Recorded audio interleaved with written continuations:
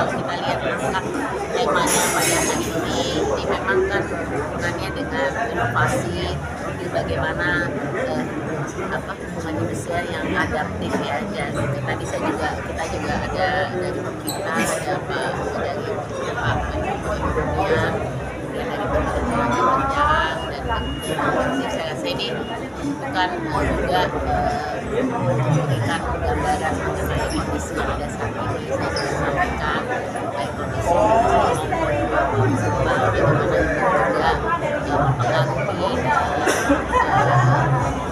pekerjaan, kepada industrial, dan mungkin selalu kepada pemerintah kita lakukan. Saya rasa ini selalu kesempatan kita bisa melakukan semua insight-insight HR, dan penting buat kita juga mendengar masukan-masukan mereka nantinya, dan juga tenaga kerjaan saat ini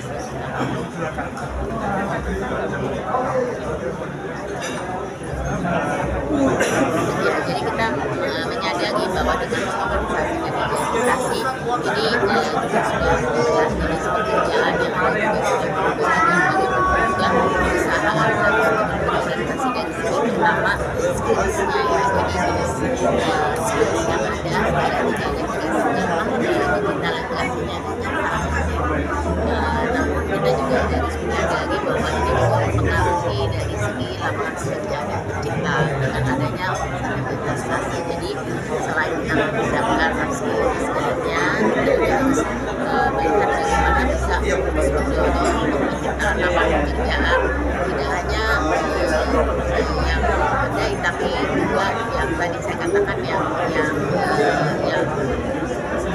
kualitas. Jadi dengan kata lain, kita kan sekarang sudah melihat kondisinya lebih banyak kepada informal sektor. Nah, itu bagaimana kita bisa mengkaji juga melaksanakan pekerjaan di informal sektor ini sangat penting. Makanya kita selalu terus melakukan digitalisasi kepada karya yang bisa dilakukan pekerjaan. Jadi walaupun dari satu sisi teknologi yang penting, ini kita juga mulai dengan kita juga bisa melihat bahwa dari aspek ketersediaan Pak, kalau dari Kementerian Perekonomian yang soal DEVA tadi gimana Pak? Bisa dijelaskan Pak untuk aplikasinya? Iya, yang kami selaku pemerintah kita tadi membahas banyak isu strategis ke depan, khususnya terkait dengan bagaimana potret ketenaga kerjaan ke depan, dan lebih khusus lagi tadi kita bicara mengenai masalah teknologi dan AI.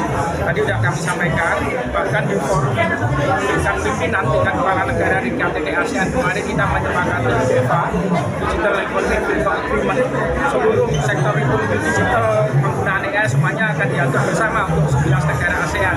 Nah, kemarin kami dengan Bu Sinta juga hadir di KTT APEC, 21 kepala negara. Kemarin salah satu deliverable-nya, outcome-nya adalah APEC AI Initiative. Di situ diatur bagaimana nanti penggunaan AI. Dan di forum itu bagusnya bahwa Presiden kemarin mengenalkan pendekatan yang namanya Human Center AI. Jadi AI itu bukan hanya masalah tools yang menggunakan kecerdasan teknologi, tapi lebih dari itu yang penting nilai manfaatnya, harus ada etika, keadilan, dan juga kesejahteraan untuk manusianya itu sendiri. Jadi penggunaan AI ke depan akan mendominasi, termasuk di sektor ketenagakerjaan. Terutama tadi terkait dengan hubungan industrial dari pemberi kerja dan para pekerja juga pasti akan terpengaruh semuanya. Karena itu pemerintah mulai di kesepakatan tingkat nasional maupun di berbagai kebijakan akan mempertimbangkan itu. Otomatis sekarang kita sendiri kan memang harus mengikuti perkembangan yang ada. Jadi hampir semua sektor usaha yang ada itu, selain kita memang mengecilkan juga karya yang ada, kita melakukan mempergunakan mesin yang lebih kompleks, dan kemudian AI itu menjadi salah satu tolak ukur bagaimana kita bisa mendapat usaha kita. Jadi AI itu menjadi satu masa depan, ya, satu hal yang memang bisa memberikan satu kelanjutan dari industri ini, sehingga kemudian bisa mengikuti perkembangannya.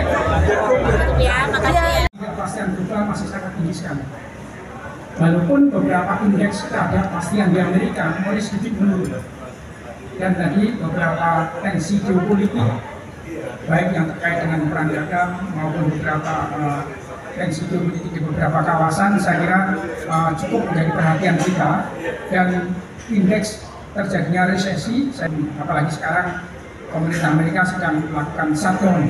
Jadi anggaran di pemerintah federal sedang di shutdown, sudah hari ke-35 misalnya, jadi memang cukup tinggi ketidakpastian di tingkat global. Nah, berikutnya di tingkat nasional kita, saya kira kalau kita lihat di slide berikutnya beberapa perkembangan nasional tadi yang disampaikan oleh Bu Sinta, next slide. Untuk kondisi ekonomi di tingkat nasional, kalau kita lihat seriesnya dari sejak 20-30 tahun yang lalu, bagaimana kita sesuai dengan vision untuk mencapai ekonomi di 8%. Kita pernah mencapai rata-rata 7,3% di masa pemerintahan.